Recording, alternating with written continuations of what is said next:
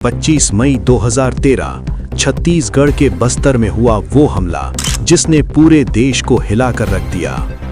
झीरम घाटी हमला में देश के बड़े बड़े नेता शहीद हो गए और पूरा काफिला खून से लाल हो गया। लेकिन इस खौफनाक हमले के बीच एक महिला ऐसी भी थी जो मौत को मात देकर जिंदा बची। पैर में गोली लगने के बावजूद उसने हार नहीं मानी और आज वही महिला उस दिन की पूरी सच्चाई दुनिया के सामने रख रही है। उस दिन जंगल में क्या हुआ था, कैसे हुई इतनी बड़ी चूक, क्यों आज तक नहीं मिला पूरा इंसाफ। इस वीडियो में जानिए उस दिन की आंखों देखी कहानी जो आपको अंदर तक हिला देगी। वीडियो को अंत तक जरूर देखें और अपनी राय कमेंट में बताएं। देखिए, ये घटना देश ही नहीं, मेरे ख्याल से विश्व में इस तरह की राजनीतिक नेताओं के साथ घटना नहीं हुई थी। पहला घटना है 25 मई 2013 की, जिसमें छत्तीसगढ़ के शीर्ष नेतृत्व थे और उस काफिले में मैं भी थी।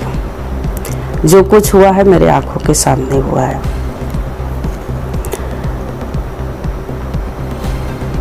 पूरी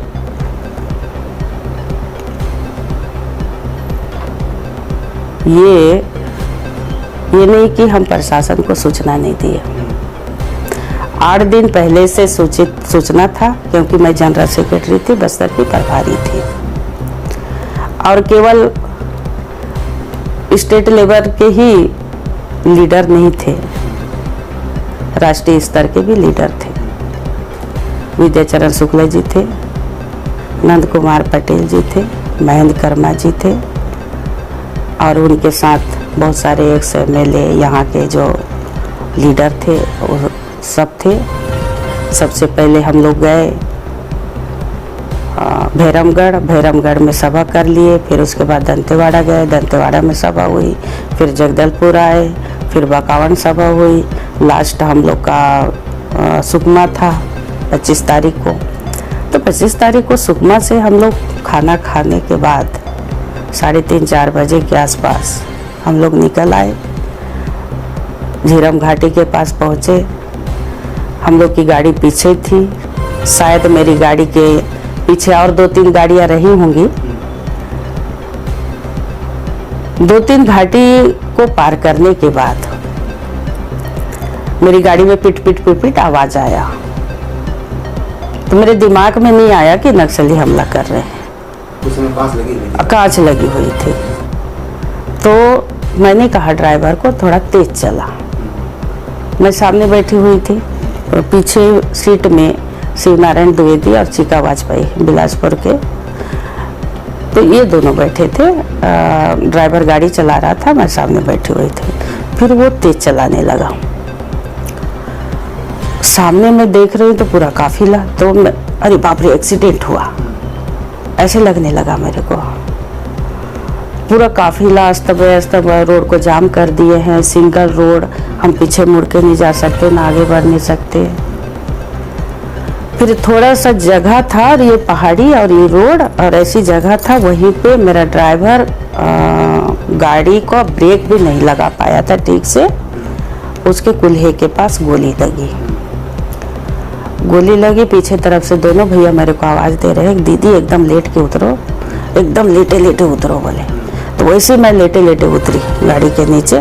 मेरा चप्पल तो सब गाड़ी में छूट गया और वो दोनों भैया भी पीछे से उतरे। तो लोग ऐसे दोनों लेटे हुए हैं, मैं इधर से ऐसे लेटी हुई हूँ, दोनों के बीच में मेरा सर है।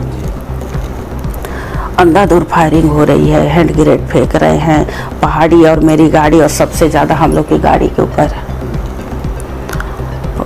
इतना हैंड ग्रेनेड फेंके, इतने फायरिंग लगातार हुई। तो मेरे को शिव नारायण द्विवेदी जी बोल रहे हैं, दीदी आप महिला हो, आपका बात सुनेंगे। तो मैं बोली अंधाधुंध फायरिंग चल रहा है, कैसे करूं। तो सेकंड बार और उन्होंने कहा, दीदी मेरे ख्याल से ना आप महिला हो, आपका बात इन लोग सुनेंगे। उस बीच में आके गाड़ी के नीचे से मेरे पैर में गोली लग गई। तो मैं बोली भैया अब तो मेरे को गोली लग गया, मैं कैसे निकलूं। ड्राइवर का चिल्लाएगा करके उसके हाथ में मुंह को, हाँ, हाथ को दबा दिए हैं, मतलब मत चिल्ला, चुप रह करके। मेरे बगल में ही लेटा था वो, इतना खून बह रहा था, पूरा मेरे तरफ से आ रहा था। फिर तीसरी बार शिवनारायण दूधी और बोले मेरे को, करीब करीब 5:45 हो रहा था, ऐसे लगता है मेरे को। तो चिका वाजपेयी बोला 1.25 घंटा हो रहा है, फायरिंग हो रही है, मैं घड़ी देख रहा हूँ, थोड़ी देर के बाद फोर्स पहुंचती होगी, ऐसे करके उन्होंने कहा। पर थोड़ा अंधेला होने लग रहा है और उनका एक तरफा राम राज्य हो गया, इधर से जो होना था हो गया, इधर तो सब खत्म, पूरा उधरी से फायरिंग हो रहा है। अब मैं सोची दंतेश्वरी माता जी का नाम ली, ऐसे भी मरना वैसे भी मरना, ऊपर वाला चाहेगा तो बचाएगा, आज तो मरना तय है। ऐसे करके धीरे से खसकी और उठी और चिल्लाई बस करो करके 2 बार। तो उनके लीडर का आया बंद करो, उनके लीडर का आवाज आया बंद करो, फायरिंग बंद हुई। कर्मा सिलेंडर हो, कर्मा जी का निकलना और उनका कहना साथ साथ, तब तक कर्मा जी भी निकले और एक साथ हुआ। फिर पीछे तरफ से उनको पिस्तौल तान दिए, चलो बोले, क्योंकि नजदीक आ गए थे ना, जो चल रहे थे उनका आहट सुनाई दे रहा था। मेरा हाथ को एक महिला नक्सली पकड़ी, चलो बोले, पहाड़ी ये रोड है, ये पहाड़ी है, ऐसी जगह लेके गए और एक ड्राइवर था साथ में, तीनों को लेके गए। पीछे तरफ से कर्मा जी का हाथ को काले कपड़े में बांध रहे थे, तो कर्मा जी अपना नाम बताए गुंडी में, नाना कड़िया महंत कर्मा बोल के, मैं थोड़ा गुंडी भी समझती हूँ। तो बांधने के बाद जैसे ऐसी लेटा है, हम मेरे को भी लेट जा बोले तो मैं भी ऐसी लेटी, ड्राइवर भी वैसे लेटा। कर्मा जी को पूरा मैं देखी हूँ, इस तरह से उनकी इन लोग हत्या की। कर्मा जी का संगीन से पूरा गोदे, जो नक्सली आता था वो गोदा, जो आया वो गोदा, जो आया वो गोदा, और मेरे पास आते थे, देखे कर्मा को देखे, ऐसे करते थे। अब इतना बड़ा पत्थर को उठा के सिर में पटके कर्मा जी के ऊपर। अब मेरा तो डर खत्म हो गया था, कर्मा जी के साथ हुआ वो हमारे साथ भी हुआ। तो कर्मा जी वहीं पे तुरंत ही शहीद हो गए। अब मेरे को बोलते हैं पर्स में क्या रखी है, मैं बोली कुछ नहीं है, कागज है। पर्स को फेंक दी, गनीमत पर्स को नहीं देखे, उसमें सभी का रहता है नंबर वंबर सब है ना, आइडेंटिटी कार्ड वगैरह। तो डर खत्म हो गया था ना। अब जो देखी मैं वहाँ पे, तो हमारे साथ भी हो सकता है, ये तो ऊपर वाले के दिन है, मेरा तो नया जीवन है ना। मैं वहाँ से बच के आ गई। फिर मेरा गला सूखे जा रहा था, मेरे को गोली लगा है, पानी है क्या बोली, तो है बोले, दूर में थर्मस को रख दी, एक घुट पानी पी, गर्मी था, थर्मस का पानी भी गर्म हो गया था एकदम, पहले निकलना था बोले। मैं बोली अंधाधुंध फायरिंग कर रहे थे, कैसे पहले निकलती ऐसे, तो इधर काहे के ले गए थे, भाई कांग्रेस की छोटी कार्यकर्ता हूँ, कांग्रेस का प्रोग्राम था, मैं चली गई थी बोली। 3 बार नाम पूछा गया।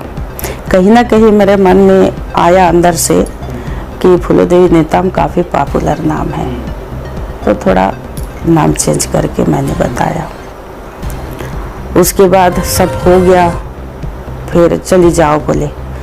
बाकी और सब साथी को 5 मिनट बाद बगल में ला के लेटा है, बाकी और जो बचे थे तो उनको बोले नहीं मेरे को चली जाओ बोले, तो मैं अकेली तो उठ के नहीं आती ना, मेरे साथ जो बैठे थे। फिर तुरंत आ रहे हैं 2 लड़के लोग, तो बोल रहे हैं हम लोग प्रेस के हैं।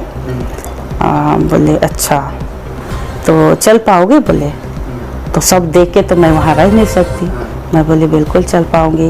वो यादव अपना पटका को पगड़ी बांधा था, उसको निकाला, फाड़ा, मेरा पैर को बांधा, और उसके बाद सब लोग आ रहे हैं, ये हमारे विक्रम मंडावी, लोग भी सब थे। को कर्मा जी के पियासो, मेरा एक कर्मा जी के पियासो एक हाथ को पकड़ा है, विक्रमांडा एक हाथ को पकड़ा है। मेरे से ज़्यादा उन लोग डरे हुए हैं। मैं बोली महिला होके मैं इतना हिम्मत कर रही हूँ, जो होना था वो हो गया, चलो अब कुछ नहीं होगा करके हम लोग 4.5 किलोमीटर रात में धीरे धीरे हाय हुई करके आ रहे हैं। किसी का हाथ चला गया था, किसी का आँख चला गया था। ये स्थिति में हम लोग 4.5 किलोमीटर पैदल पैदल चल के आ रहे थे। रास्ते में कमांडर मिला, पुलिस को छोड़ के आ रही थी, तो उस कमांडर में हम लोग बैठ के दरभा तक आए। दरभा के बाद ड्राइवर बोला मैं जगदलपुर लेके नहीं जाऊंगा, मेरे को डांटेंगे, फोर्स में छोड़ा हूँ ऐसे करके बोला। तो उसको मलकीत सिंह गेदू है, वो भी साथ में थे। मलकीत सिंह गेदू उसको गाली गलौज किया, चाबी को छीना। उसके बाद उसको भी लगा हुआ था छर्रे कंधे में। उस घायल स्थिति में वो गाड़ी चलाते हुए हम लोग को जगदलपुर में लेके आया। जगदलपुर की स्थिति उस दिन बहुत ही ज़्यादा खराब थी। पूरी जगदलपुर हॉस्पिटल में आया हुआ था, भीड़ था बहुत ज़्यादा। और इस तरह की घटना कभी किसी के साथ ना हो।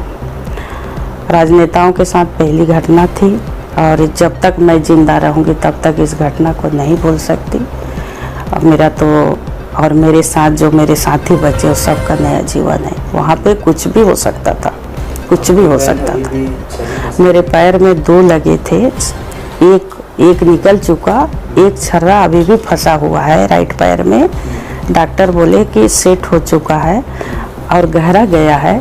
यदि हम इस छर्रे को निकालेंगे तो नस कटने का डर है, तो नस कटेगा तो क्या पता पैर सुन भी हो सकता है, इसलिए नहीं निकालेंगे ऐसा करके बोले। तो घूम रही हूँ लिए 5 साल के बाद जब बरसी मनाने के लिए आप वहाँ पहुँच रहे थे, तब उस समय आपके दिमाग में क्या चल रहा था? देखो, आप इतना गहराई वाला सवाल पूछे। 5 साल तक मैं वहाँ गई नहीं, उधर गई नहीं। अब बरसी में जाना है, बोले आदरणीय हमारे पुनिया जी प्रभारी जहाँ पे घटना हुआ है वहीं पे जाएंगे। बोले वो आदरणीय हमारे भूपेश बघेल जी पीसीसी चीफ थे, पुनिया जी इंचार्ज रहे। अब हम चले गए, सब दरभा जाना है करके तय हुआ पार्टी की ओर से। अब जगदलपुर से मेरे आंखों में तो आंसू ही आने लगा। वही दिख रहा था, वही नज़ारा, वही गोलियां, उसी का आवाज़। किस तरह 13 तारीख को 25 मई 13 को बस्तर की धरती लाल हुई थी। ध्यान पूरा वहीं, आज भी ध्यान वहीं जाता है।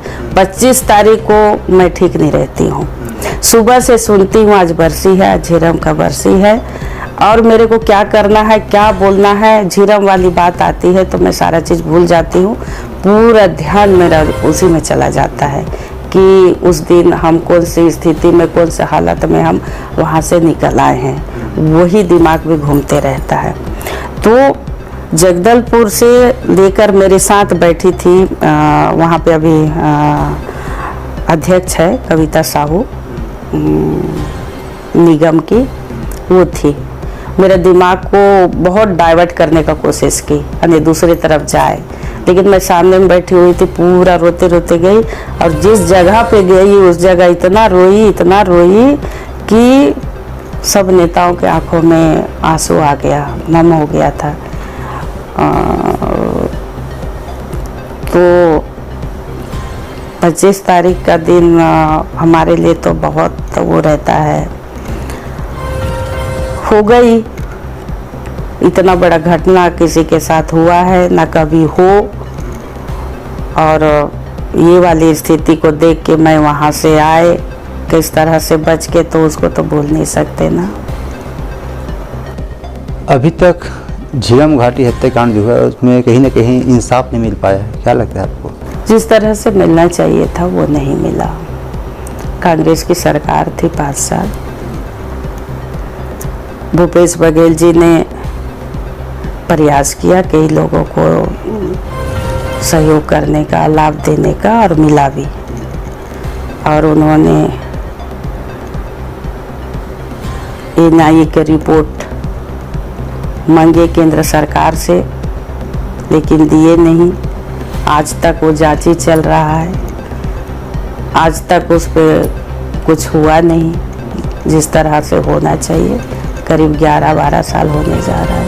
जी, टीएस बाबर ने हमारे साथ इंटरव्यू में कहा था कि मैं खुद वहाँ का चश्मदीद गवाह था, लेकिन मुझसे मेरा बयान नहीं लिया गया। पता नहीं एनआईए सर्वे कहाँ कर रही थी, जांच कहाँ कर रही थी, लेकिन जब मैं बोल रहा था कि आप मुझसे पूछे कहाँ गड़बड़ी कहाँ क्या है, आप उनसे जाके चर्चा कीजिए, तो उनका बात सुना नहीं गया। बिल्कुल उन्होंने सही कहा। जो परिवर्तन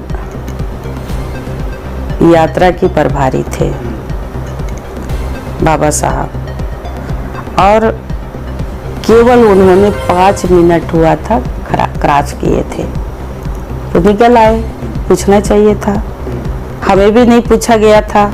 बाद में हमने स्पेशल आवेदन लगाया, तब जाके हमको पूछा गया, और हम तो एकदम नज़दीक का देखे हुए हैं।